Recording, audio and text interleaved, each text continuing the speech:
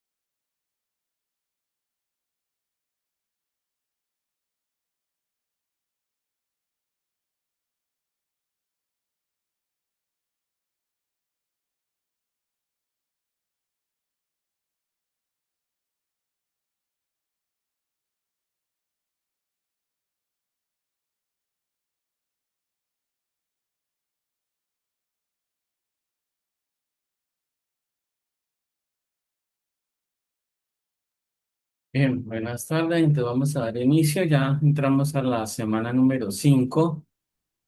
En esta semana número 5 vamos a trabajar en un foro en el cual vamos a revisar el tema de manuales. Entonces, foro de discusión tipos de manuales. Entonces van a responder una pregunta que está relacionada con los tipos de manuales y otra pregunta que está relacionada con los instrumentos y las herramientas. De esa manera, pues ustedes van a poder comprender pues todos los tipos de manuales que existen en el desarrollo de software, ¿sí? Por si yo les hago una pregunta en este momento, ¿cuáles tipos de manuales conocen ustedes que se pueden hacer en el desarrollo de software? Sin por allá consultar Internet, Google, una herramienta, ¿cuáles creen? ¿Cuántos hay y cuáles creen que hay?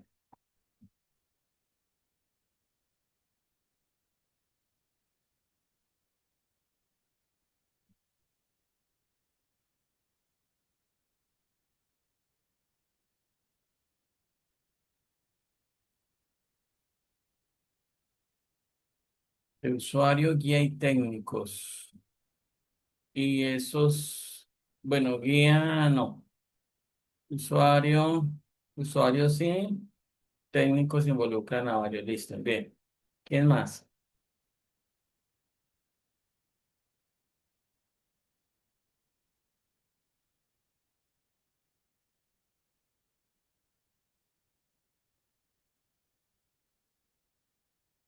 Bien, entonces vamos a revisar todos los manuales que hay y esos están basados también pues en el ciclo de desarrollo de software y en los estándares también. Hay una pregunta clave que dice qué diferencia entre manuales técnicos y manuales de usuario, porque son los manuales más conocidos. ¿Sí? Son los manuales más conocidos que hay. Pero es como pregunta de reflexión. Vamos ahorita a revisar el anexo. Las dos preguntas se relacionen mínimo tres manuales, ¿no? Pero hay que explicarlos es con sus palabras, es decir, cuáles son los manuales, en qué consisten, ¿sí? Para que ustedes digan cuál es el tipo de manual que ustedes consideran que es más importante en el desarrollo de software. Bueno, aquí la pregunta dice cuál es el más importante. De pronto yo le hubiera planteado de otra manera. ¿Cuáles considera usted los tres más importantes o los cuatro más importantes? Porque de todas formas, de toda la gama de manuales, no puedo decir cuál es el más. Sí, yo puedo sacar una relación de tres manuales, cuatro manuales y por qué. La importancia también aquí es decir el por qué. El por qué son importantes, ¿no? Y otra cosa es qué instrumentos y herramientas son fundamentales para hacer que este manual sea claro y útil. Bien. Entonces, la dinámica se sigue manejando igual que con el foro de la semana número 3, ¿sí? Cualquier cosa, por favor, se remiten allá. Aquí solamente voy a recordarles que hay que asumir unos roles allí. Algunos lo están haciendo bien, otros no. Entonces, si son cuatro estudiantes, entonces cada uno asume un rol. Si son cinco, entonces ya tendrán que distribuir o asignar el mismo rol a otra persona. Por ejemplo, puede ser que si son cinco estudiantes, entonces uno asume la participación principal, dos van a asumir la retroalimentación de la participación principal, y los otros dos van a hacer conclusiones en el foro. Tengan presente que cada vez que cuando hagan el aporte en el foro se presenten y si están trabajando en grupo digan con quién están. Si son cinco, entonces cada uno debe hacer el ejercicio. Todos los cinco van a hacer el ejercicio. Estoy trabajando con este grupo. Ya si lo van a hacer individual, entonces tienen que someterse a una condición que ya les he dicho, que es muy fácil, en la cual responden las dos preguntas y adicionalmente, retroalimentan a dos compañeros con argumentos. El por qué sí o el por qué no están de acuerdo. Y hacen el complemento necesario, ¿no? El por qué sí, pues pueden hacer un complemento a lo que diga el compañero y si es un no, pues también hacen un complemento, pero bien argumentativo. Vamos a revisar el anexo para esta semana.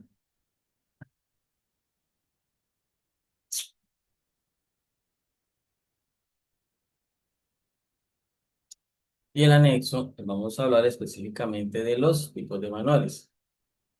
Es importante que ustedes los conozcan porque no hay proyecto si yo no presento al final los manuales. De hecho, yo ya les he comentado acá, aquí en Colombia existe el DNDA, que es Dirección Nacional de Derechos de Autor.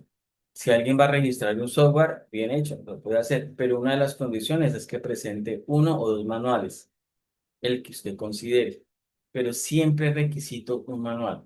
¿No? Entonces miren que esto es importante. Los manuales son importantes. Los manuales forman parte de esa etapa para medir la calidad del desarrollo del software, porque yo allí establezco y hago una descripción de algo relacionado con el proyecto. ¿No? Entonces aquí en la universidad he dicho, mire, hagan estos tres pasos. Y son pasos muy sencillos. Mire, defina tres tipos de manuales esenciales en el desarrollo de software con sus características principales. Cuando yo digo tres es porque ustedes tuvieron que haber revisado más y es importante conocerlos, porque uno siempre se inclina por un tipo de manual. Entonces dice, "Oh, venga, este manual me interesa, entonces voy a escoger este. Ah, venga, este otro también me interesa, voy a escoger este. Entonces escogen tres, ¿no? Donde lo definen, características, en ese orden, como en cualquier aporte. Entonces, manuales, el nombre del manual. ¿Qué significa ese manual? Las características de ese manual. Entonces, con las características y la definición, uno saca la importancia de cada manual y al final hace la justificación del por qué es más importante uno o el otro. ¿Mm?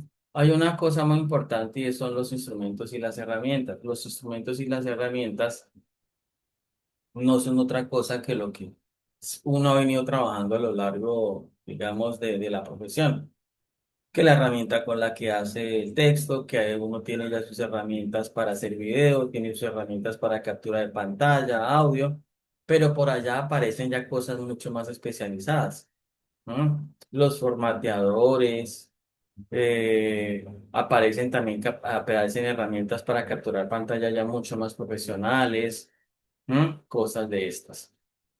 Entonces, eso es lo que se incluye allí como instrumentos y como herramientas que son importantes para ello. Y les voy a mostrar una tabla que yo hice donde en la cual hago un cruce de todas las características que uno puede encontrar en un manual y qué herramientas pueden utilizar. Entonces, es importante trabajar con ejemplos concretos y que ustedes los entiendan. Si ustedes colocan un ejemplo es porque lo entienden, que no fue que lo copié y lo pegué, no, lo hizo, lo entendió, lo leyó, lo comprendió y pudo hacer ese aporte.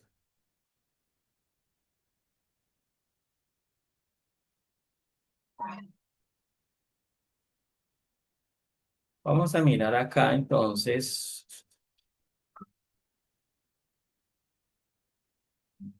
yo empiezo con esta parte de la infografía que es importante donde allí dice, mire, hay cuatro tipos de documentación.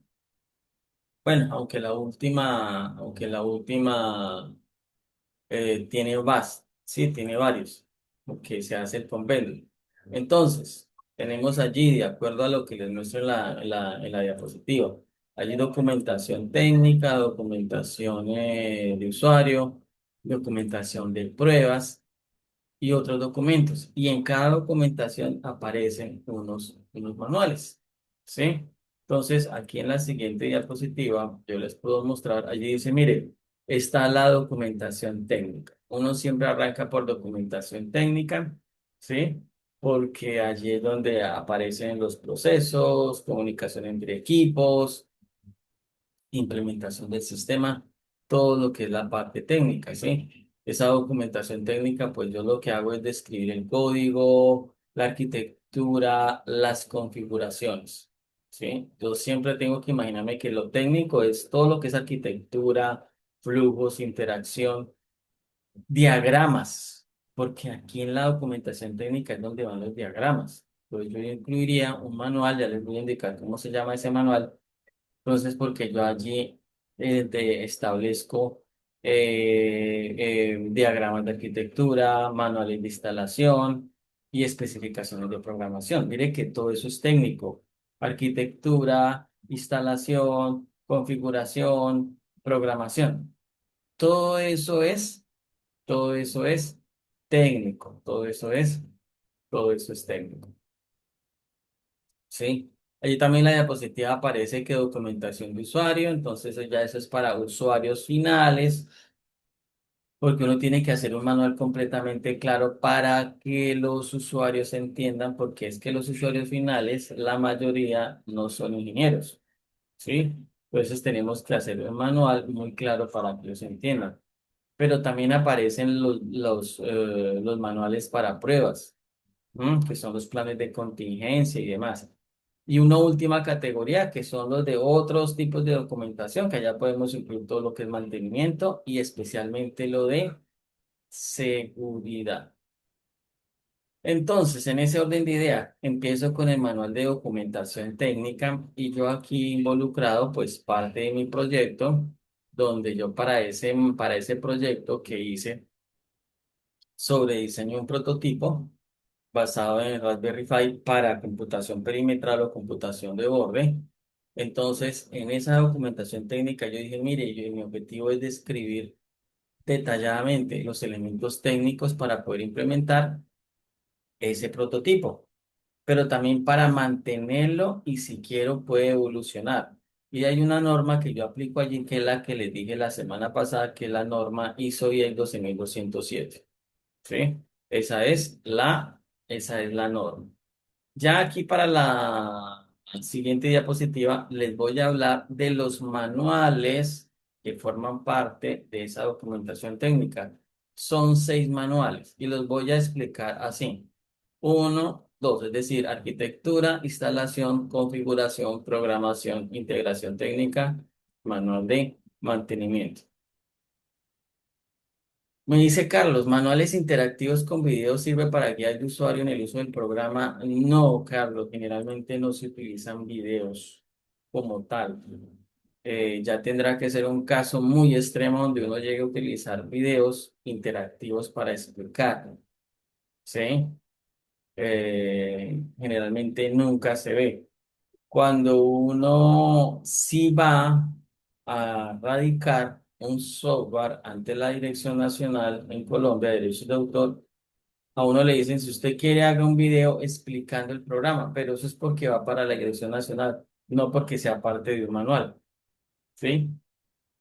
Entonces, como les digo, voy a explicar de así, izquierda a derecha, arquitectura, instalación, configuración, programación, integración, mantenimiento. ¿Mm? Entonces, miren los nombres. Apreciemos allí los nombres. Allí dice arquitectura. Venga, ese como que yo no lo he escuchado. Instalación. De pronto, configuración, programación, integración técnica y mantenimiento. Entonces, les voy a explicar así a grandes rasgos qué significa cada uno. Y ya uno va haciéndose la idea. Ah, venga, si existen esos manuales, entonces yo podría incluir en el final de mi proyecto estos dos, o estos tres, o estos cuatro. Manual de arquitectura. El manual de arquitectura, en el manual de arquitectura yo siempre, ahorita les voy a mostrar un manual, una arquitectura.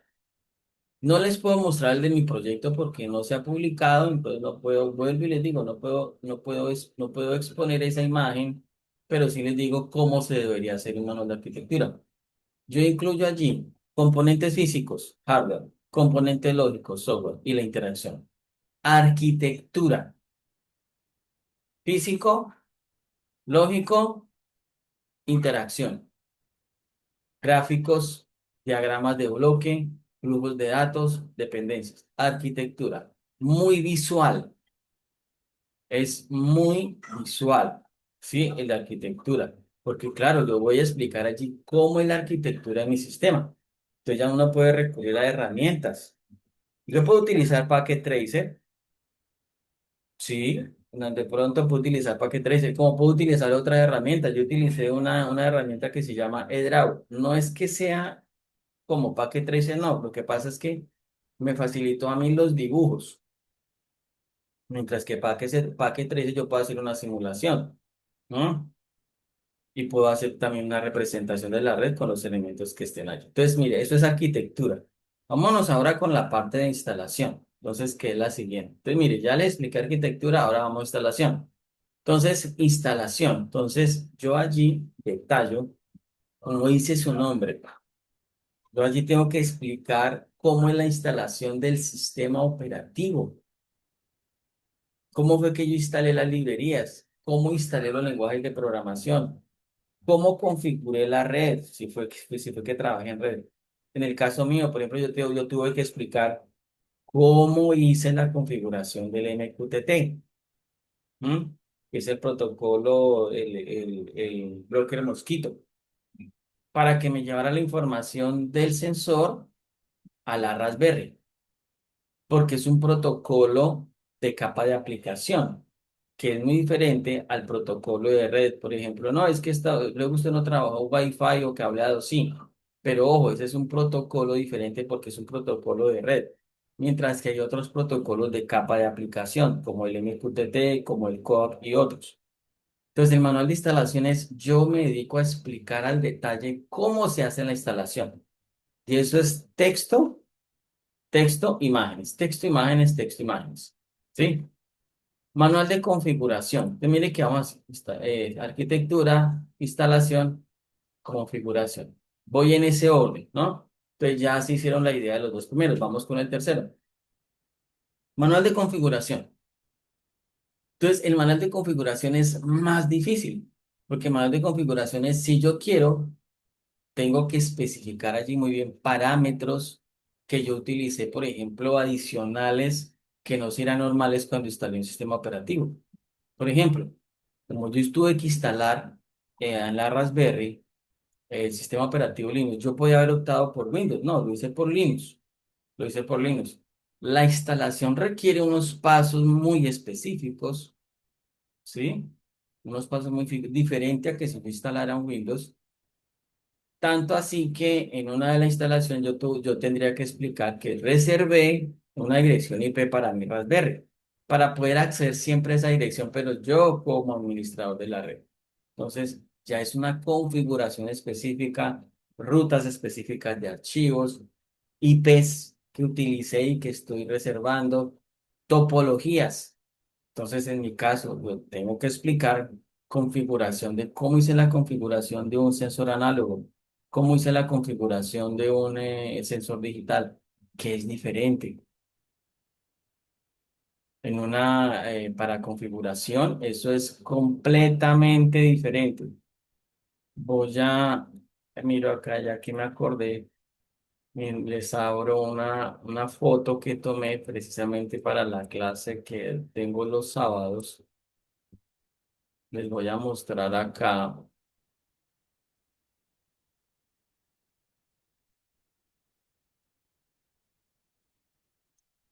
una foto que le tomé vista aérea de mi proyecto.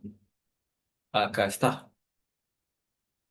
Esto es la foto de mi proyecto visto desde arriba. Aquí tengo el módulo de cómputo que es la Raspberry. Bueno, tengo es una T-Cowler que es yo creo que es lo mejor que han podido inventar para poder jumpear.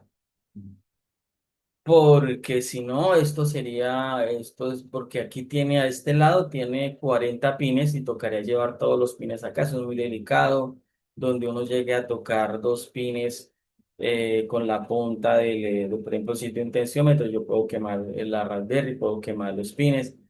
Entonces, esta T-Cable lo que hace es extenderme esos pines y yo la puedo montar aquí a una boa a esta placa. Entonces, la configuración, como les digo, es muy diferente. Mm. Aquí tengo este que está acá, que tiene este cable largo acá, es el sensor análogo. Tuve que utilizar, este es el sensor y aquí tuve que utilizar un conversor ADS-1115. Y mire todo ese cable que tiene porque me tocó obviamente traer desde la Raspberry todo lo que es la corriente, la tierra, señales de datos y demás, pero tuve que hacer esto es como el intermediario, porque él me convierte los datos análogos que viene el sensor y me los convierte a digital para llevarlos a la Raspberry o a un computador. ¿Mm? Entonces, la configuración de esto no es fácil. Esto toca hacer un esquema simplificado de conexiones, toca estudiar muy bien cada uno de los pines, mientras que este es un sensor digital. Entonces, directamente yo llevo todos los jumper aquí a la Raspberry sin necesidad de pasar por un conversor. Entonces, a eso es lo que yo voy cuando digo que en el manual de configuración, pues yo tengo que explicar muy bien cómo hice la configuración de uno y cómo hice la configuración del otro. Sí, no pueden ser las mismas, ¿m? Por la naturaleza del ejercicio. Entonces, eso donde va en el manual de configuración. Ahora, ¿cuál sería el orden? Pues si usted quiere hacerlo bien, usted puede hacer manual de instalación y configuración, ¿sí? Pero no le aconsejaría que presentara solamente el de configuración, porque generalmente los usuarios necesitan el manual de instalación primero. Ya si usted quiere, puede hacer el manual de configuración para que el ingeniero, el técnico, el administrador de la red se dé cuenta. ¿Sí? Entonces es eso. Entonces mire que ya tenemos que empezar a diferenciar arquitectura, todo lo que es interacción de componentes, instalación, pues como su nombre lo dice, pero instalación de todo tipo, ¿no? De todo lo que tuve que instalar allí. Y que yo les explicaba el entorno de desarrollo en la primera y segunda semana. Ah, sistema operativo, requiero una base de datos, sí o no, requiero servidor web, sí o no, requiero lenguaje de programación con las dependencias. Si voy a trabajar con dependencias, entonces debo trabajar con el gestor de paquetes, que para Python es el pip, pero para Java es Maven, o bueno, pueden utilizar otro, y así sucesivamente. Es instalación, dedicado solamente al paso a paso de la instalación. En la configuración, no, la configuración es mucho más especializado porque yo tengo que entrar a explicar ya cosas muy específicas. ¿Sí? Luego viene un manual, que es el manual de programación. Entonces ya ustedes ya podrán saber, dice, manual de programación. El manual de programación tenemos que explicar la estructura de los códigos fuente. Yo, como ingeniero, tengo que explicar qué hace cada código, los módulos que hacen. Y yo allí también incluyo diagramas, por ejemplo, el UML, eh, que puedo trabajar con cuáles diagramas, ayúdenme. Si yo voy a trabajar con diagramas en UML, ¿cuáles creen que son los más importantes?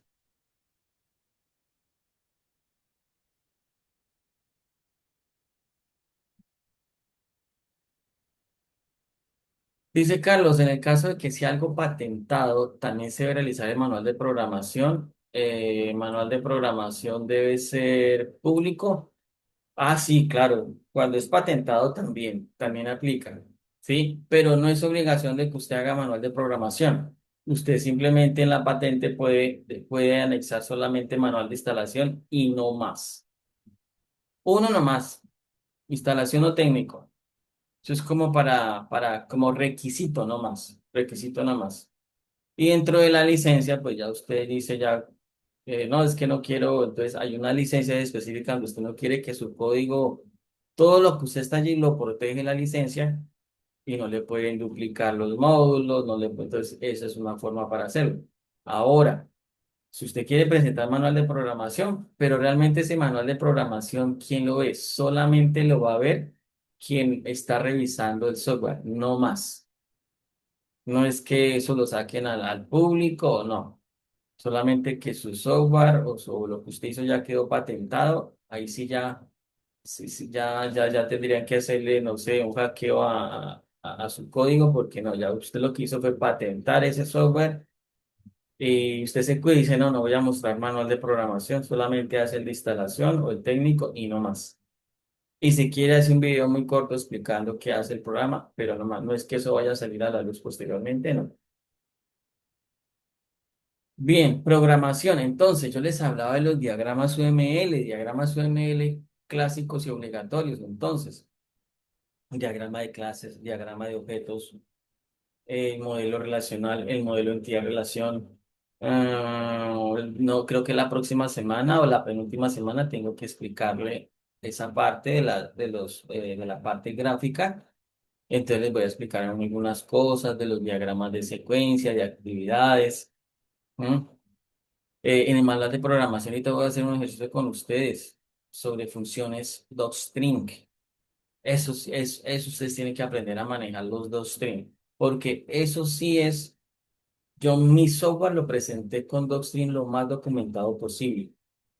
¿M? Ya les voy a explicar qué es lo de los docstrings. Luego el de programación sigue integración técnica. Entonces, integración técnica, pues ya requiere,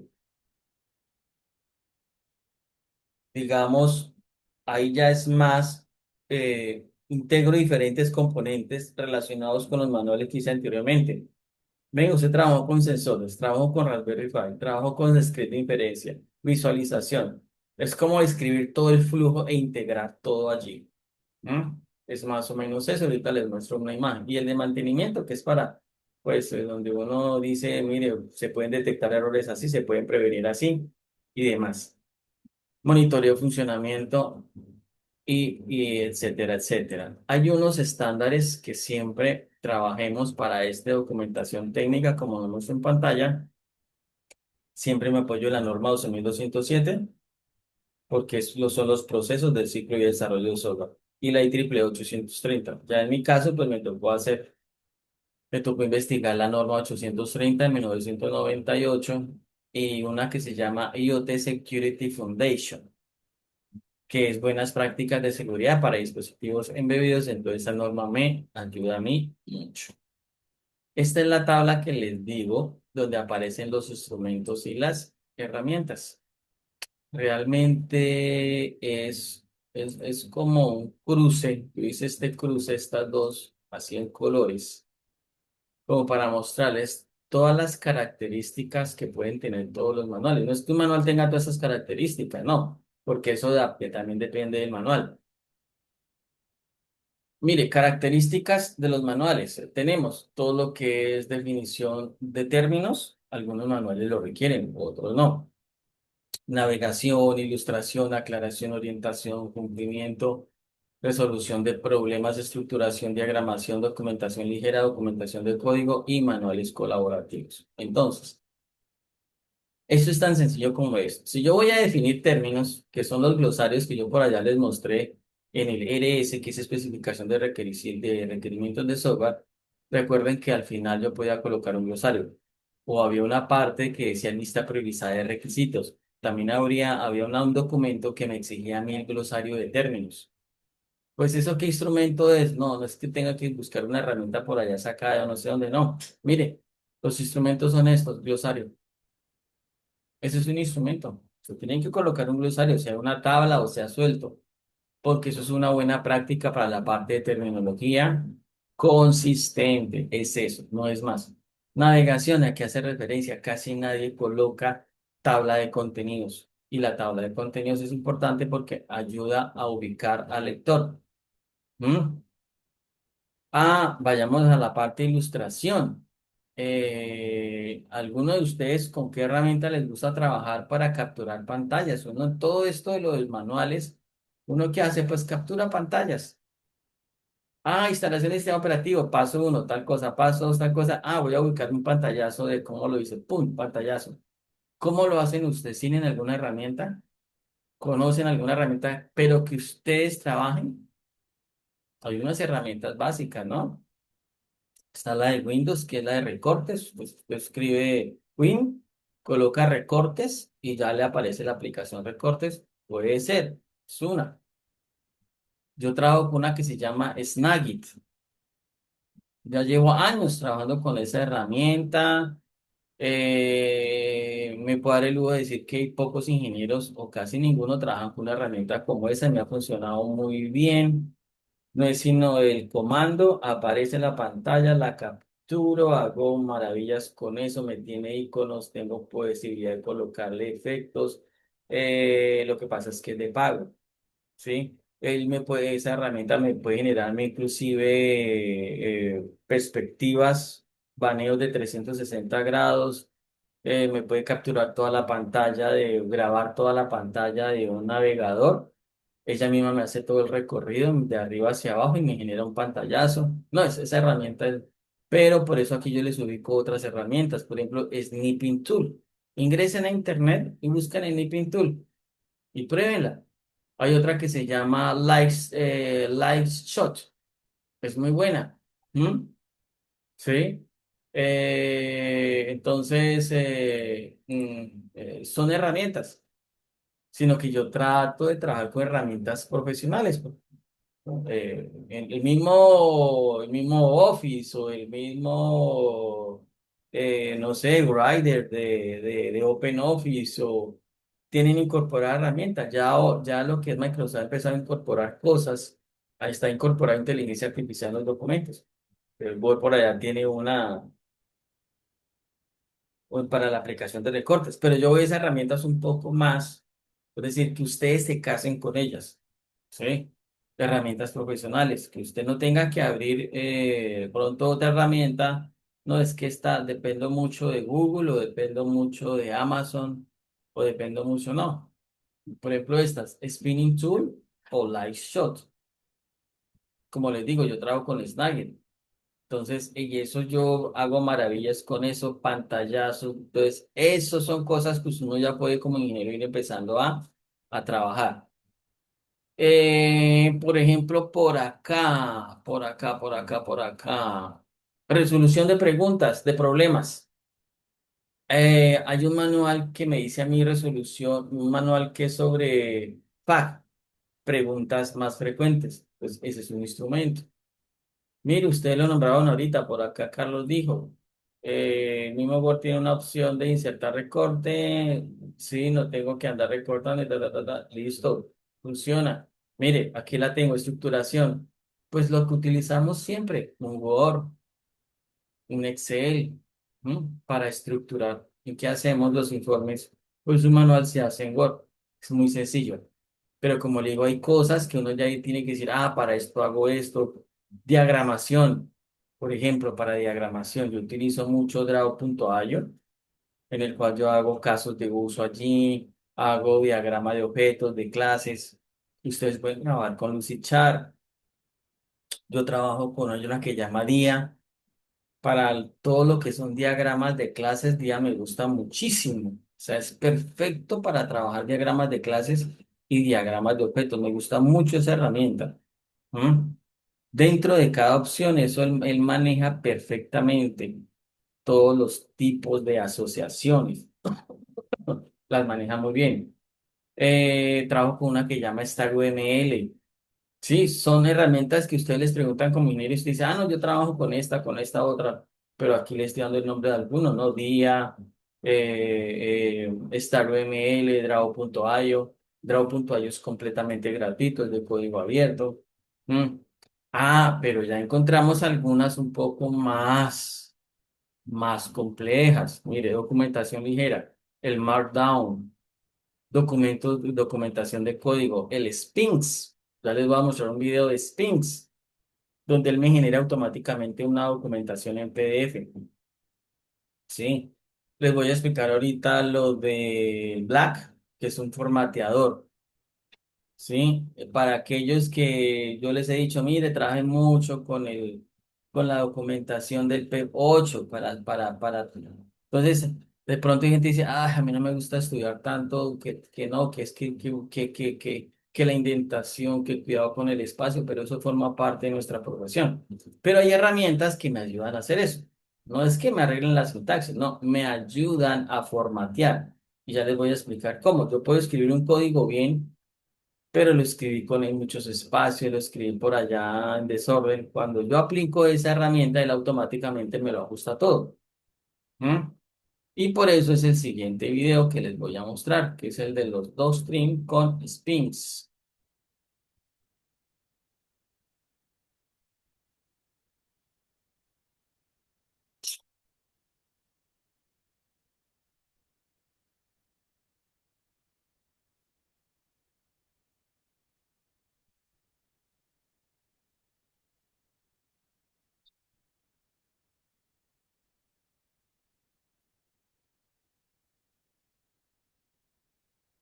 Genera la documentación.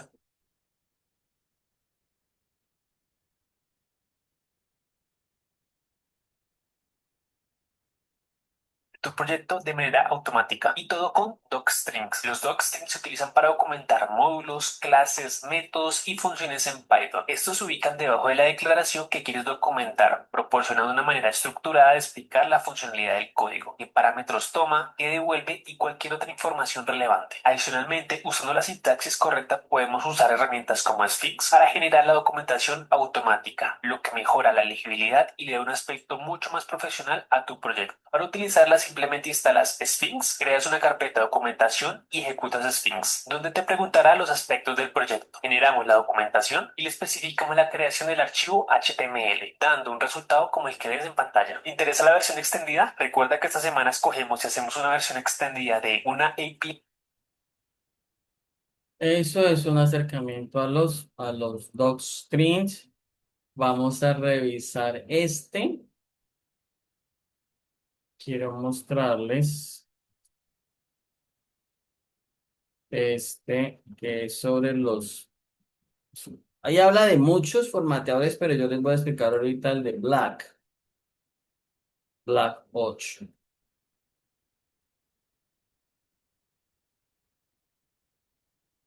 Hola, bienvenido.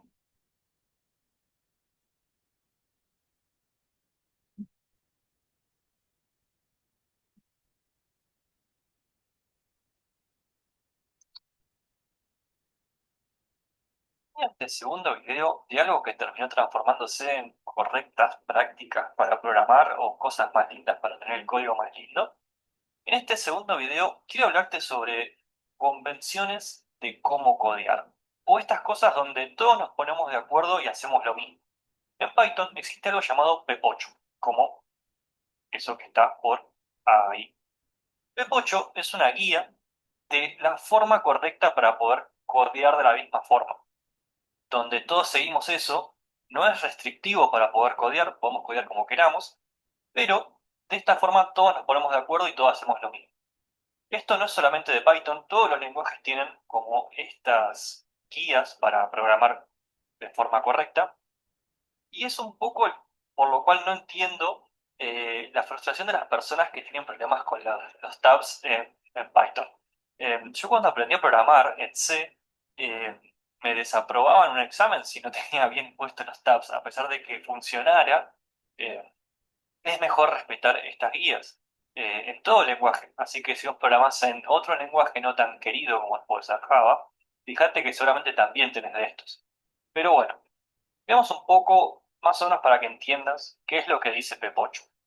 Pepocho se pone muy molesto en algunas cosas, como por ejemplo, cuál es la forma correcta de tener distintos renglones. Como por ejemplo, puedes ver que definís un renglón con ciertas variables, la continuación tiene que empezar en el mismo lugar y no puede estar más atrás.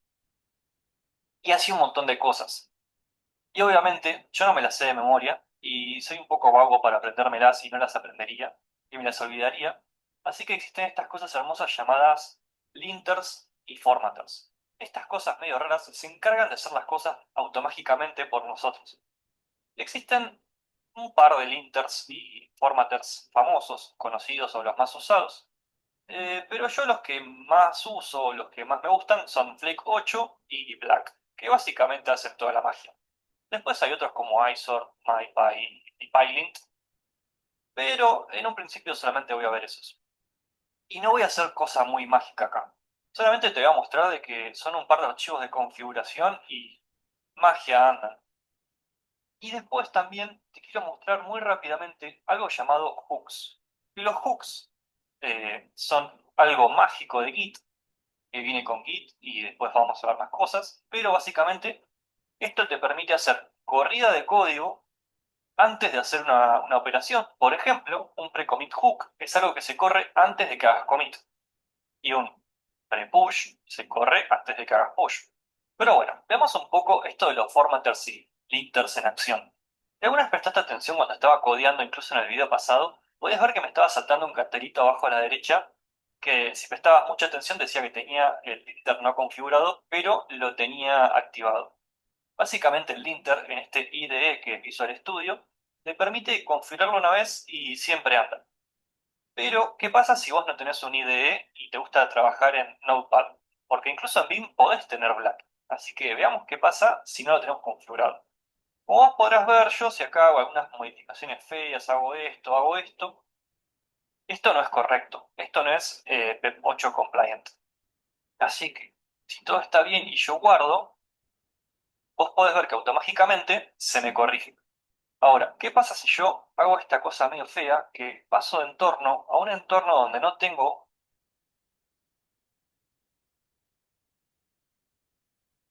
ahí como podés ver, pasé a otro entorno donde no tengo configurado AutoPEP 8, Flake ni nada, entonces saltan un montón de carteles diciéndome deberías configurarlo. Y si yo pongo un montón de espacios, acá, acá, y guardo, ves que no me lo autoconfigura y me sigue diciendo, no tenés un linter, ponete un linter por favor. Pero bueno, ¿cómo podemos hacer si no tenemos la posibilidad de configurar nuestro Visual Studio o nuestro IDE favorito para que corra automáticamente Flake, Black o lo que sea? Python tiene algo muy hermoso que te permite simplemente con pip install instalarte Black, Flake 8 y todo lo que necesites. En este proyecto lo que voy a usar es esto que ves acá. Precommit, Black, Flake 8 y lo que teníamos antes de PyTest. Así que veamos rápidamente. Una vez que instalas Black, lo puedes correr como cualquier otra cosa, simplemente poniendo Black. Y ahí como puedes ver, es hermoso y me encanta que tiene emojis. Y como no le pase nada, me dice no puedo hacer nada. Pero si ahora yo le digo main.py, me dice te reformateé main.py, todo listo y un archivo fue modificado. Y tiene una tortita. Y si vos te fijas en el código, de repente mi main.py quedó arreglado. Ahora, algo interesante que podemos hacer es, a ver qué pasa, esto yo lo guardo. Si yo en vez de correr Black, pero que me arregle todo, quiero decirle simplemente mostrame lo que vas a hacer o lo que tengo mal, le puedes poner menos menos if. Y esto lo que va a hacer es mostrarte las diferencias sin corregirte el código. Y acá puedes ver que me dice, flaco, acá dejaste un montón de espacios, tenés que hacerlo así, y te lo voy a corregir así. Listo. Pero si nos fijamos, no lo corrigió, solamente nos está mostrando las diferencias. Algo interesante de Git es que tiene estos hooks, que como yo estaba diciendo antes, te permite hacer cositas Bien, ese es un preámbulo a eso, entonces voy a explicarles acá antes o después de un tipo esta imagen. Voy a abrir,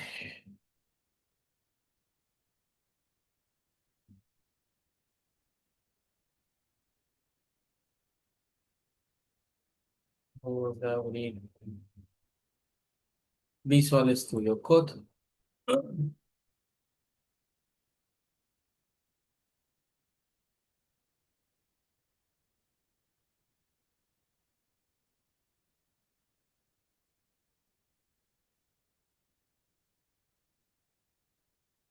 Pues yo utilizo uno de estos, eso se instala como una extensión, aquí donde dice, bueno, estaba acá, vengo aquí a extensiones, escribo Black y aparece Black formateador.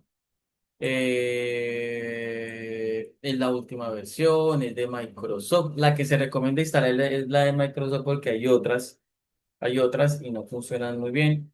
Importante tener la última versión del Python instalado, de Visual Studio Code instalado y funciona perfectamente. Aquí está el soporte formateador para archivos de Python usando Black formateador. Pues como en todas las extensiones en Visual Studio Code, pues aquí aparece la descripción y demás, la ayuda, etcétera, etcétera, etcétera. ¿Listo? Requiere algunas cosas adicionales en caso de que no funcione, pero eso toca es mirarlo en la marcha después de instalado. Después de instalado, uno revisa, por ejemplo, en este caso es Control Shift P, ahora donde dice preferencias de configuración de JSON o JSON, y aquí me aparece esto, me aparece toda la configuración, pues tengo que entrar, hay que revisar en caso tal de que no estuviera funcionando. Mire que aquí dice Python, el formateador, el editor. el formateador por defecto es black, está en verdadero y la ruta, ¿sí? Black. Entonces debe quedar algo así como esto, pero eso es en caso tal que no funcione, pues toca entrar uno allí a revisar. ¿Qué es lo que nos decía él? Porque hay varias herramientas que uno puede utilizar para eso. Es esto, es que a mí no me gusta, por ejemplo, esto que les voy a mostrar acá, está fuera de lo que dice PEP 8, ¿no? A Pep 8 no le gusta que uno haga cosas como estas, una sola línea, todo. No, de acuerdo a las buenas prácticas, yo debo dejarlo, si es una función, una clase, debajo de la función o debajo de la clase. En este caso, pues lo correcto sería que yo hiciera esto por acá, que corriera esto por acá, que el return estuviera por aquí y no de pronto por acá, sino ni aquí ni aquí, sino estuviera ahí y demás. Entonces resulta que yo escribí código a la ligera y tengo, entonces simplemente después de haber instalado Black, le doy guardar cambios, control S y él automáticamente me lo ubica. Eso es lo que hace. Él trabaja bajo la última propuesta de Python, que es la PEP 8, para decir para las buenas prácticas, y dice, bueno, esto que usted hizo, él no le va a corregir una sintaxis, ¿no? De pronto por aquí me equivoco, si colocar los dos puntos, él no me corrige eso, no, él me formatea, me dice, mire, debería colocarlo de esta manera, ¿sí? Entonces, mire, si yo coloqué este espacio acá y guardo cambios, él me lo ajusta, mire, automáticamente. Si yo de pronto coloqué esto por aquí muy feo por acá y por aquí vuelvo y hago esto por acá y dejo mucho espacio aquí a este lado, guardo cambios y me lo arreglo. Esto es útil porque a pesar si yo tengo digamos, buen uso de las prácticas de Python y tengo un programa muy extenso y de pronto de tanto escribir Python por allá, escribe mal un código, pues él lo que hace es ayudarme a corregir todo eso. Entonces existen muchas herramientas para eso. Existe, por ejemplo, para HTML aquí tengo que se llama Prettier, lo tengo desactivado por el momento, entonces él me ayuda también con HTML y así. Para los lenguajes de programación existen formateadores que nos ayudan a ajustar esa, esa parte. Voy a mostrarles aquí en esa parte de los manuales que es muy, muy importante tener. Yo aquí saqué una lista de chequeo, se las voy a mostrar a ustedes. Se me fue el tiempo y tengo que ir a hacer un programa con ustedes. Las buenas prácticas en Python. Aquí saqué uno de lo poquito, digamos así, porque eso sería muy extenso, sería un documento muy extenso, una lista de verificación, ¿sí? Entonces esa lista de verificación es importante tenerla. Si yo escribo código, a ver si yo en ese código hice eso. Entonces, ¿el código sigue el send de Python? Bueno, de pronto aquí no seamos tan exigentes. Yo les explico cómo se sacaban los huevos de Pascua, ¿no? Con import this y salen 20 buenas prácticas de Python. Entonces tocaría revisar qué significa cada una de ellas. Aquí saqué algunas, no las saqué todas. Las líneas no pueden superar los 79 caracteres, ¿cierto? No los puede superar. De pronto hay programadores que utilizan 83, 84, 85. No superen los 79 caracteres. El código debe estar escrito de forma legible. La indentación de los cuatro espacios, ¿sí? Se lo expliqué en la clase pasada. Entonces, con el tabulador, cuatro espacios. El uso correcto alrededor de los operadores, que no sea ni muy extenso ni muy corto. ¿Qué me hizo el formateador? Me lo dejó normal. Ahí separado los operadores de los operandos. Eso es. Yo les expliqué lo de los nombres de las variables en minúsculas, ¿cierto? Yo les expliqué eso la semana pasada, lo del nombre de las variables en minúsculas, variables y funciones. Lo de las clases en Camel Case, en el método Camello. ¿Sí se acuerdan? Constantes en mayúscula. Lo de las importaciones de las librerías. Hay tres tipos, yo aquí se las ubico de una vez para que las tengan presentes. Estándar de terceros y locales. Estándar de terceros y locales. Entonces, venga, hagamos una cosa aquí aprovechando esto. Y aquí de una vez voy a compartir y les voy a hacer un poco de código acá para que lo tengan presente. Entonces, resulta que voy a hacer un pequeño código acá.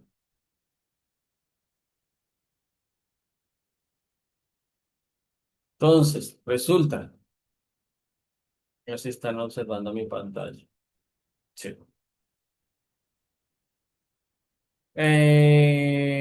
Voy a trabajar import, por ejemplo, voy a importar la librería o del sistema operativo OS. Voy a trabajar con la librería SYS. Es una librería de terceros. Una librería estándar. Las librerías estándar obligatoriamente las coloco de primeros. ¿Será que yo puedo hacer esto? Sí, yo puedo hacer esto. Yo puedo hacer esto.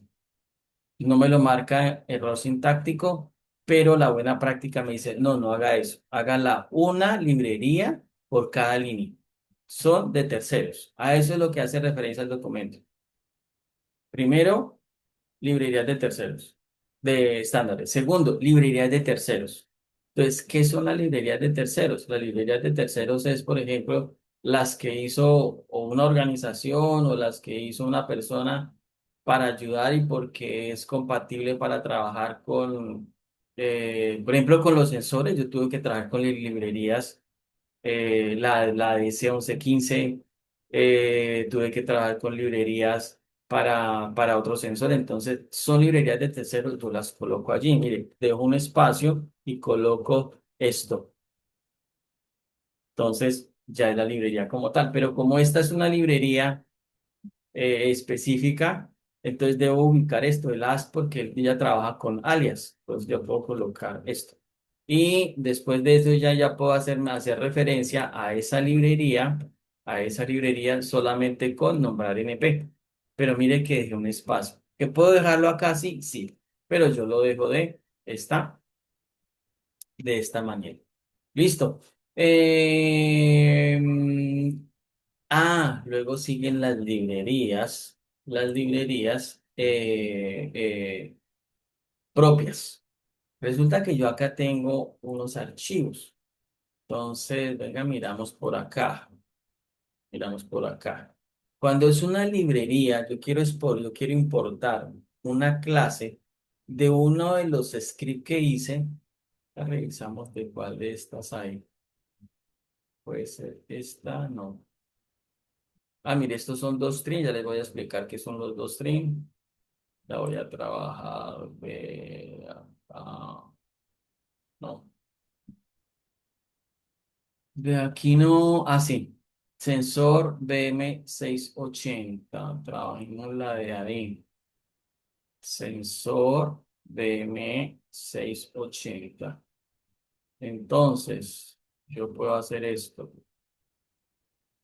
Ya no es import, sino desde este archivo que está acá, importe.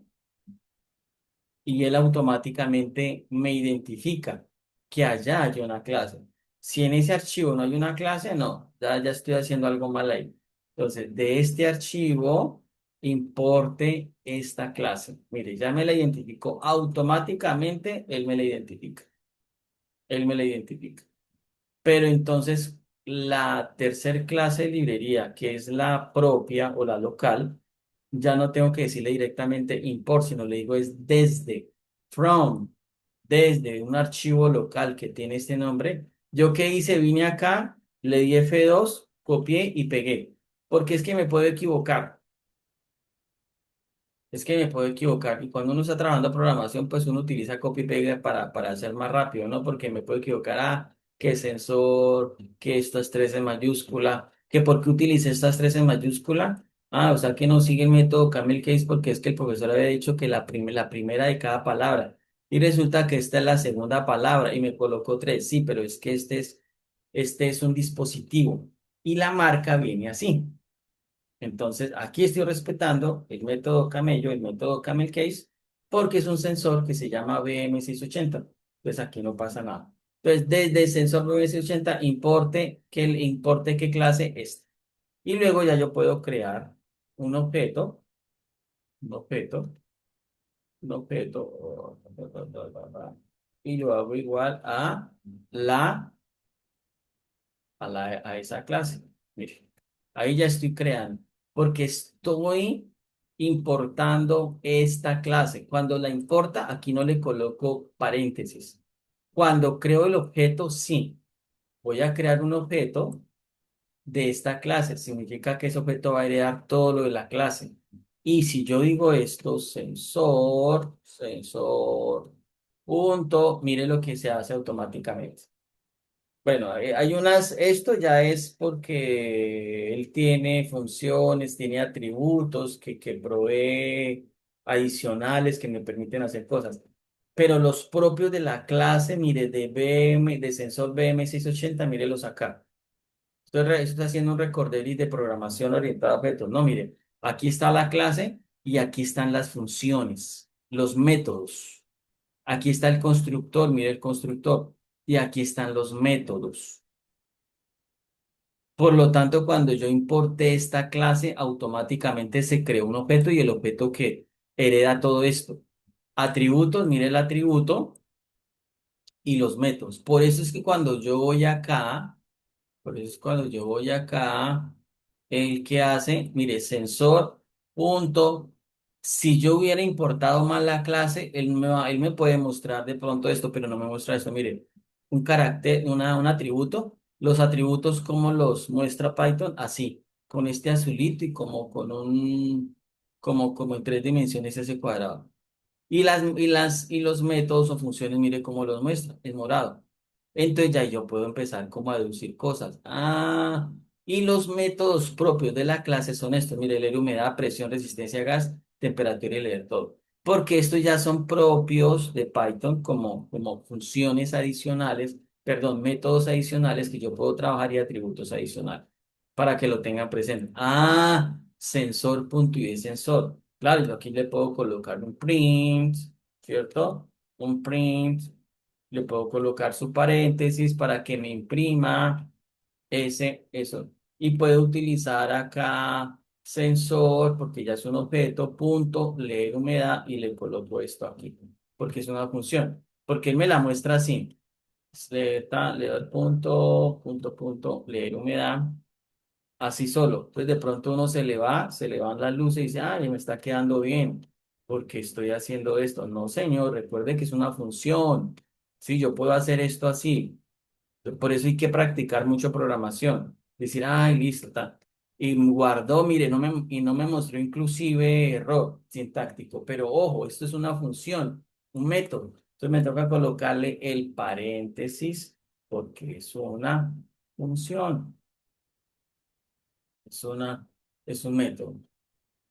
¿Listo? Él nos hablaba, entonces aquí le expliqué las tres formas correctamente en las cuales yo debo hacer importación de librerías. Las estándar, las propias, las de terceros y las locales. De esa manera. ¿Qué pasa si yo hago esto así? No pasa nada. No pasa nada.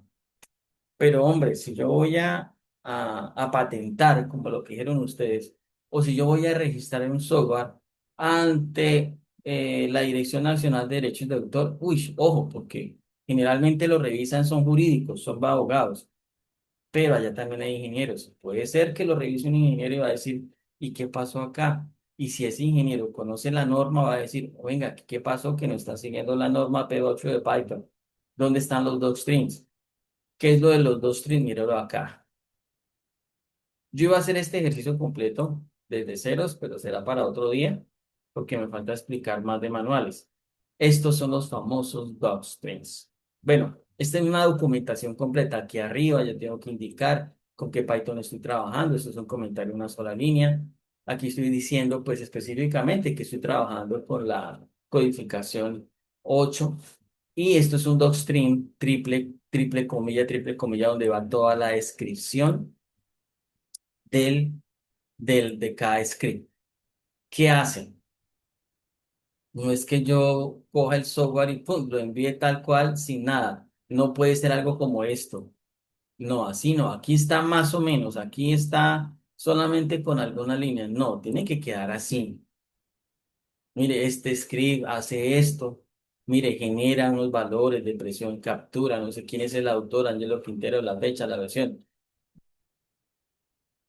Aquí no le estoy mostrando la versión final porque obviamente no, pero aquí miren, aquí me tocaría explicar cada línea. La librería random hace tal cosa, la librería tal. Miren, los dos strings se utilizan para el encabezado, mire el encabezado. Eso es como si fuera un trabajo académico, mire. Ah, ¿quién lo hizo? Ah, por ahí hubo un ingeniero que se llamó, este lo hizo el ingeniero Brian, o Carlos, o Diego, o Freddy, o Kevin, o Nicolás. ¿Cuándo lo crearon? Uy, lo crearon por ahí en el 2026. ¿Qué versión? Ah, ya está en la versión 3.0.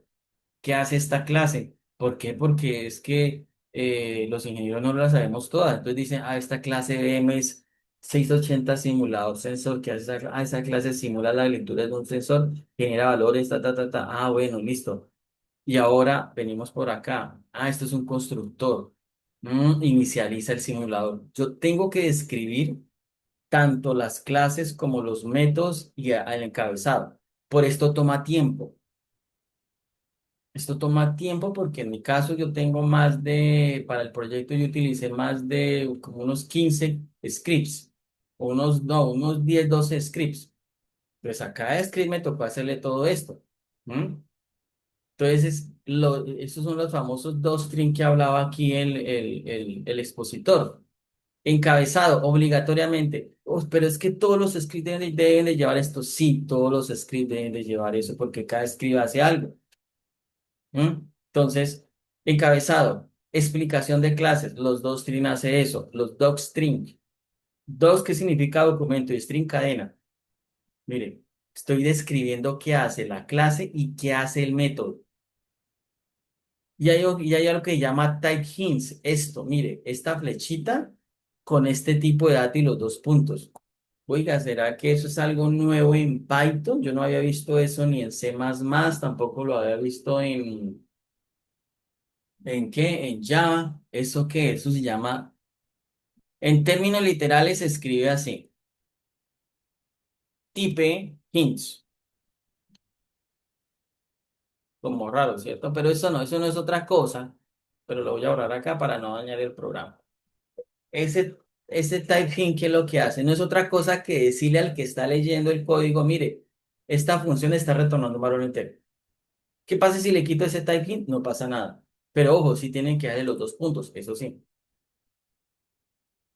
Entonces, mire cómo juega Python y cómo le exige a uno.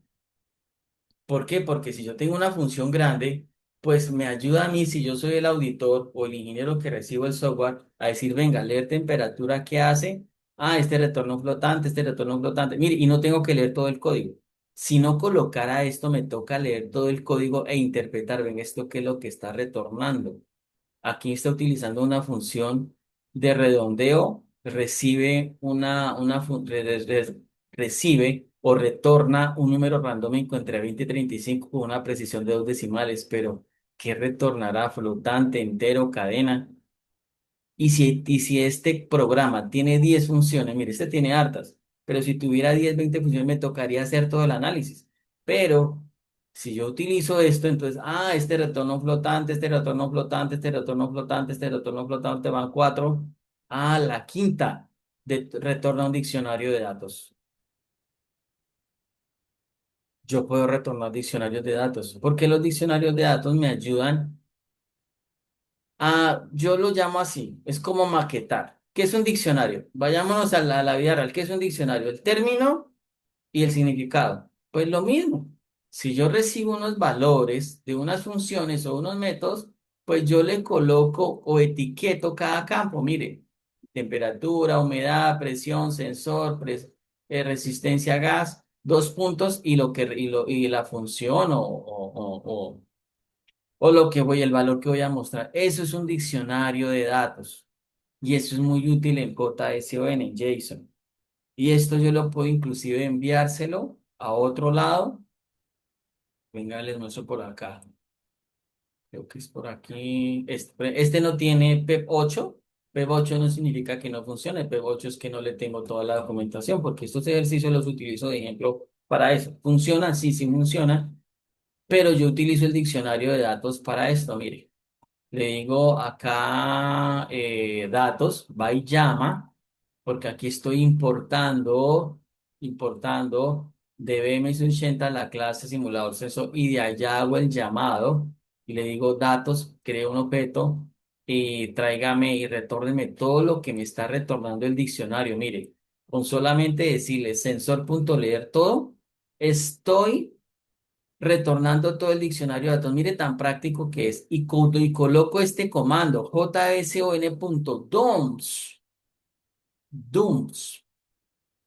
Él me coge todo ese diccionario de datos y me lo pasa, es decir, le envío datos y todos los datos del diccionario me los convierte en texto y los puedo ver allá y está indentado en 4 espacios. Práctico, muy práctico eso. Entonces, mire lo de la parte de programación, la parte de documentación de los docstates, de los type hints, de lo que ubico acá en el encabezado. Y eso que no hemos visto toda la lista de buenas prácticas, ¿no? Porque esa es otra cosa, pero no me puedo demorar mucho acá, porque eso falta mucho material por ver.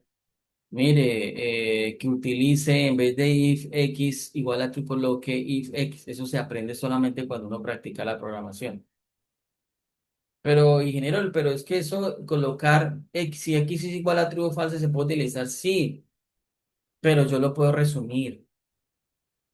Entonces, aquí hay una recomendación, es una lista de chequeo que uno dice, venga, que no se me olvide trabajar así, que no se me olvide trabajar de manera modular, que no se me olvide trabajar bien lo que son las excepciones. Mire lo que me dice en la documentación, trabaje con los dos streams.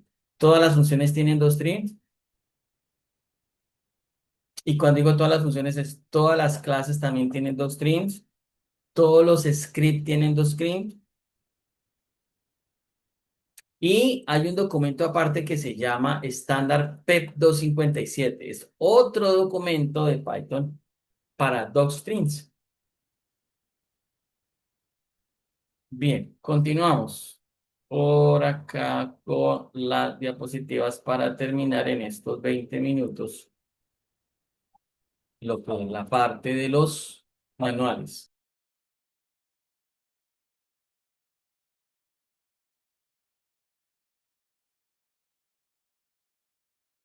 Listo, entonces, seguimos por acá. Seguimos por acá. Vamos a revisar la parte de los manuales. Y aquí es donde yo digo, manual de arquitectura del sistema.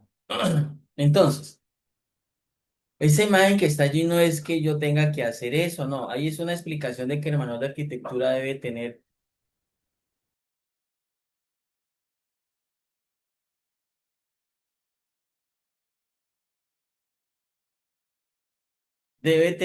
que el flujo de datos, que los componentes físicos, que los lógicos y demás. Entonces, pero uno tiene que conocer muy bien su proyecto. Yo ya conozco mi proyecto bien.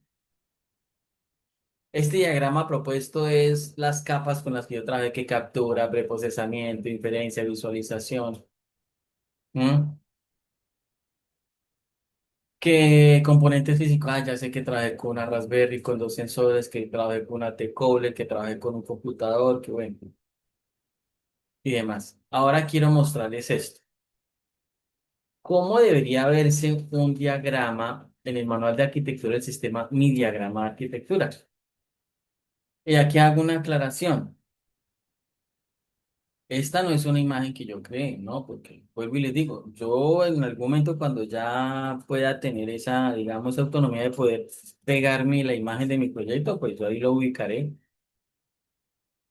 Todo en español, explicado. Acá lo que yo quiero ir es que el diagrama de arquitectura tiene que tener muy buenas imágenes, buenos textos, buenos colores.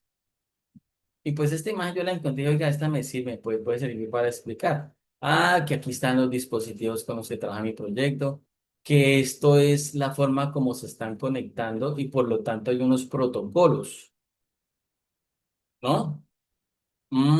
Pero es que esto está en la nube y al estar en la nube entonces va a trabajar con bases de datos, pero los protocolos no se maneja para todo. Mire, el MQTT, no, mire, el MQTT maneja uno que es para transporte de datos, pero resulta que el COAP se utilizó fue para otro tipo de dispositivos. Y aquí está la máquina de inferencia. Y que después de hacer todo el proceso, entonces hay una capa de aplicación, que es la capa de visualización de datos. Entonces es ser capaces de hacer ese diseño, que cómo lo pueden diseñar, como ustedes quieran. Pero los dibujos tienen que ser muy profesionales y muy dicientes, muy bien explicado, que uno pueda ver allí la representada la arquitectura. ¿Sí? Entonces allí yo puedo decir que, mire, va a haber una Raspberry, unos sensores, que hay unos scripts, cómo es que fluye allí la información entre el sensor con el MQTT, la Raspberry, la clasificación, el no, bueno, todo eso va allí en ese manual. Luego viene el manual de instalación. Y en el manual de instalación, mire los pasos que les tengo. Instalar sistema operativo, lo que yo hice. Luego instalé Python en la dependencia, luego configuré Mosquito. Yo no configuré Mosquito antes de, yo hice este proceso. Y para instalar el sistema operativo, pues hay una serie de pasos. Luego instalé Python, verifiqué que fuera la última versión.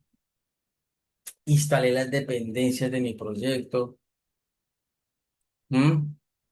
Luego, que lo que hice después de haber hecho la instalación a nivel de software, entonces me puse a conectar los sensores a nivel de hardware. Y luego a verificar las conexiones. Entonces uno hace pruebas y luego viene la parte de la visualización. Entonces eso va en el de instalación. ¿Sí? Instalación es solamente eso, como su nombre lo dice. Instala, instala. Ah, aquí está el sistema operativo, para el sistema operativo por defecto, digámoslo, para configurar la Raspberry, que es el Linux. Ah, que instalé Python 3 dependencia. Ah, que instalé una dependencia que se llamaba scikit-learn. Que instalé una dependencia que se llamaba MQTT. Y así. ¿Mm? Ah, que instalé, ¿cómo instalé el broker Mosquito? ¿Cómo hice ese proceso? Que es supremamente sencillo. Eso no es, hay unas cosas que son muy sencillas y hay otras cosas que requieren más explicación. Eso es instalación. Luego viene la parte de configuración, que ese es el otro manual. Entonces, es un manual ya mucho más complejo, que yo puedo hacer las dos cosas, instalación y configuración. Porque después de que hice la instalación, bueno, ahora, ¿qué aspectos, cómo lo parametrizó? Entonces, yo vengo aquí a decir, venga, en ese manual incluyo varias cosas allí, rutas de archivos, ¿m? Parámetros. Topologías de los sensores. Ah, trabajé uno análogo, uno digital. Ah, que yo trabajé con un archivo, porque en este caso en mi proyecto tuve que trabajar con un modelo matemático que se llama Random Forest, que obligatoriamente me toca trabajar en mi PC portátil, porque ese es el procedimiento. Ese se entrena en un computador donde uno alimenta información y le dice, mire, necesito que usted va a recibir o sea, 5 datos. Pero esos datos se van a llamar de esta manera, va a recibir unos argumentos. O sea, eso es un proceso que tiene cuando uno trabaja con estos algoritmos matemáticos para clasificar información y luego él me lo convierte a un archivo serial y ese yo lo llevo allá, ahora sí a Raspberry. Y todo eso yo lo explicaría en el manual de configuración. ¿Mm? ¿Cómo lo preentrené? Que yo trabajé en el broker MQTT por defecto del 1883. Eso lo explico Porque una cosa es instalar el MQTT, venga, y ¿cómo es que yo hago la prueba para mirar si está escuchando por el puerto? ¿Cuál puerto es? ¿El 1880? No, es el 1883. Todo eso uno lo tiene que manejar en el de configuración. Vamos para el siguiente, que es el de programación, que por allí me estaban preguntando, ¿y será que el de programación tengo que dejarlo público? No se preocupen por eso. Si no lo quieren hacer manual de programación, no lo hagan. Pero allí, ¿qué hay que hacer? Uno debería mire, yo ya estoy ubicando allí cosas en el manual de programación. Ah, que no se me olvide allí que tengo que explicar cómo estoy manejando el principal, el script principal. Que yo tengo uno que se llama preprocess, que ese es el que me trabaja la normalización y transformación.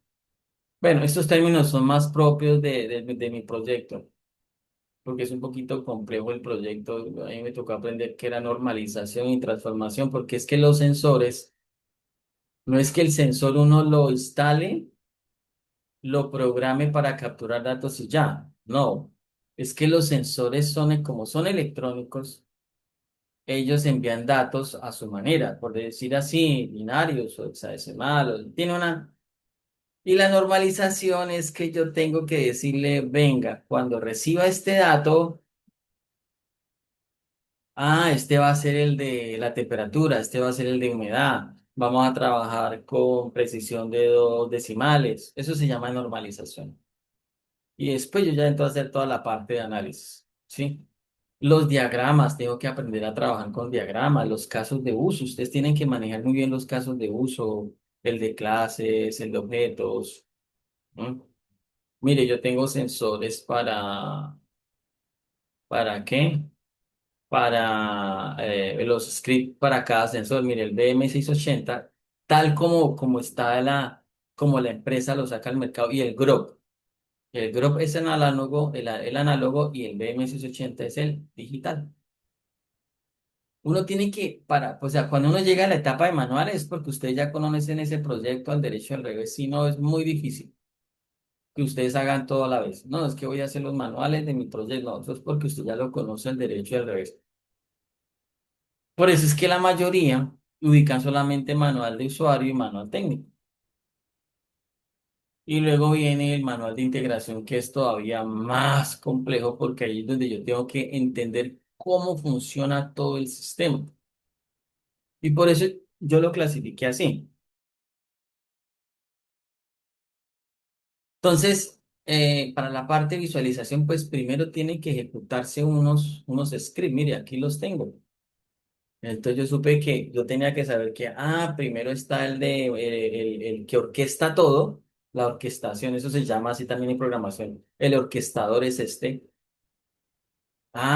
Que llama a este, perdón, el MQTT, que es el protocolo. Y ya cuando está instalado, entonces trabajo con este, que es el lector, que es el que hace la lectura de los dos sensores. Y luego ya cuando hago la lectura de los sensores, ahí sí entra el orquestador a trabajar, y luego ya más de inferencia y así sucesivamente. Entonces, el de integración técnica es eso. ¿Cómo se integran diferentes componentes? Pero es de componentes a nivel de hardware y software, ¿no? ¿Sí? Porque está el sensor físico, MQTT, que es un protocolo, Raspberry físico, script lógico. ¿No? Entonces, yo hice un flujo para mostrarles acá. No lo escribo porque, pero lo voy a pegar acá. Entonces, yo ya sé que hay uno de los tantos flujos, es este que yo tengo, que está el archivo, el script de Python Sensor Reader. Lo lee, se me activa MQTT, y MQTT, para trabajar, como se lo expliqué en una Open Class, él trabaja con unos tópicos. ¿Se acuerdan? El suscriptor y el lector. ¿Quién se suscribe? La Raspberry. ¿Quién es el publicador? El sensor. Entonces viene el tópico, dice, es un sensor BM680, listo, ya hizo la lectura, ya el MQTT hace la transferencia, ya cuando el MQTT coge la información es porque está en la mitad de camino, digo yo. Sensor, MQTT, porque trabaja con una cola de mensajes, y después sí, como ya está listo para enviarlo a la Raspberry, dice, llama a main, que está en la Raspberry, y ya empieza a hacer el proceso de almacenamiento. Y bueno, bueno, aquí me hace falta colocar más cosas porque falta la normalización, el almacenamiento y luego si viene la inferencia, que es el análisis y luego viene la visualización. Este ya lo puedo borrar acá. Bien. Luego viene el de mantenimiento. ¿Y el de mantenimiento para qué es? Entonces el de mantenimiento es porque yo allí, ya cuando todo está instalado, se supone que uno en el de mantenimiento, ¿para qué lo utiliza? Pues para verificar cosas, hacer backup, hacer actualización de librerías, procedimientos en caso de fallos, en casos de corte de energía, bitácoras, todo lo que tenga que ver con mantenimiento para evitar los fallos, corregir, y allí también hice un procedimiento y unos pasos que van desde acá por acá. Verifique el funcionamiento de los logs, asegúrese que todo está funcionando. Uno para reiniciar servicios, para hacer backups, para las librerías. O sea, todo está allí como desmenuzado para eso. ¿Sí? Y luego viene eso en la parte técnica, ¿no? Mire, todos los manuales, los 6 manuales ahí están explicados de la parte técnica. Ahora viene el del usuario. Entonces, todo lo que tenga, yo también aquí hice una pequeña introducción de mi proyecto, qué tiene mi proyecto frente al manual de usuario. Entonces, allí hice una redacción, ¿m? Porque como es manual de usuario, ojo, tenemos que tener presente que es un usuario final que no tiene conocimientos del sistema. Entonces, ahí es donde entra la norma ISO 1025010 a mirar cómo es que yo le estoy explicando al usuario eso. Entonces, y hay 4 manuales. En el técnico hay 6, en el de usuario hay 4. Usuario final, manual de referencia rápida, manual de problemas de resolución de problemas y manual de seguridad. Entonces, allí es donde yo digo, por aquí dice Frey, nos regala esa presentación. Pues yo no sé si facilitarles esa presentación. Esa presentación está publicada, no se les olvide, muchachos, que está publicada en el foro de dudas. Todas están disponibles para ustedes. Todas, todas, todas, todas, todas. Desde la clase 1 hasta la de hoy ya la subí, entonces no tienen problema con eso. Allá está esa presentación en donde dice respuesta, hay como 7 respuestas sanidades y al final ya está esta. ¿Listo? Era eso. Entonces. Manual de usuario final, ya me quedan 4 minutos. Usuario final. Entonces, el de usuario final, a ver, para resumir acá, que no me vaya a quedar corto con esto. Manual de usuario final. Manual de usuario final. Yo quise en el manual de usuario final para mi proyecto y téngalo siempre presente.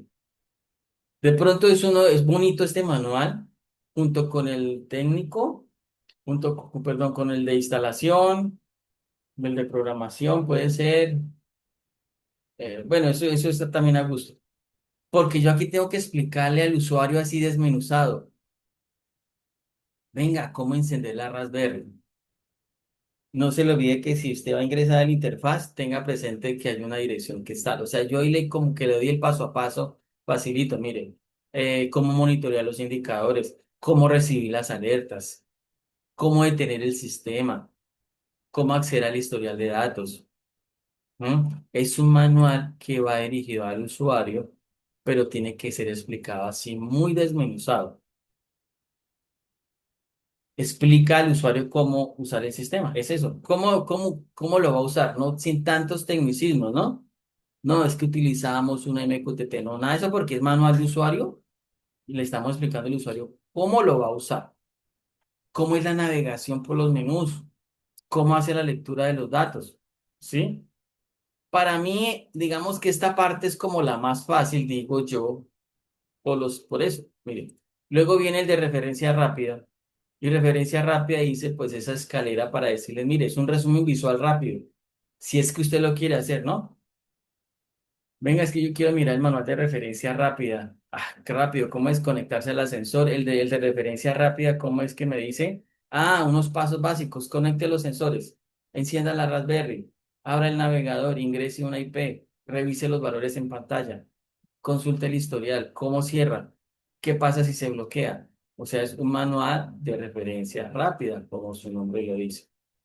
¿Mm? Rápido. Y viene el manual de resolución de problemas que ya nosotros sabemos que por páginas dice FAQ, que son las Frequent Asked Question, que son las preguntas más frecuentes. Aquí hice como un diagrama de flujo muy rápido. Ejemplo, datos no aparecen, pues verifique la conexión física de sensores, pero yo podría aquí tener más cosas. La conexión está bien, verifique si tal cosa. Aquí dice interfaz no carga, asegúrese que la Raspberry esté conectada. Alertas todo el tiempo. Bueno, revise umbrales de alertas.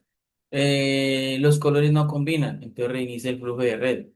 Hay uno se las ingenia para cuáles serán las preguntas más frecuentes que me van a hacer.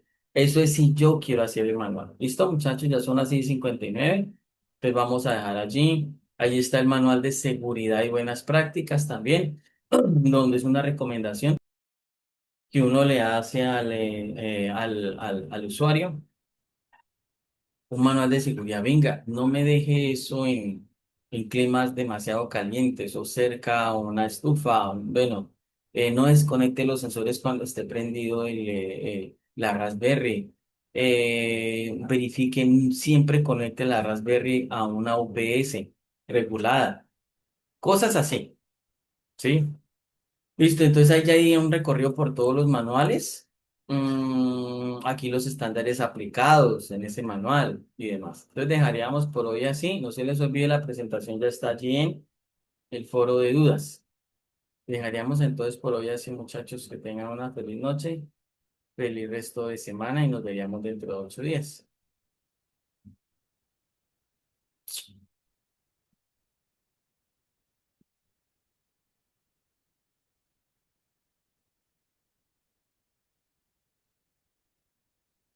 Bueno, Freddy, gracias, que estén muy bien. Que estén muy bien a todos los que se conectaron hoy, Brian, Carlos, Diego, Freddy, Kevin y Nicolás. Que estén muy bien, nos vemos bueno, que estén muy bien, hasta luego. Chao, profe, muchas gracias. Feliz noche para todos. Bueno, feliz noche.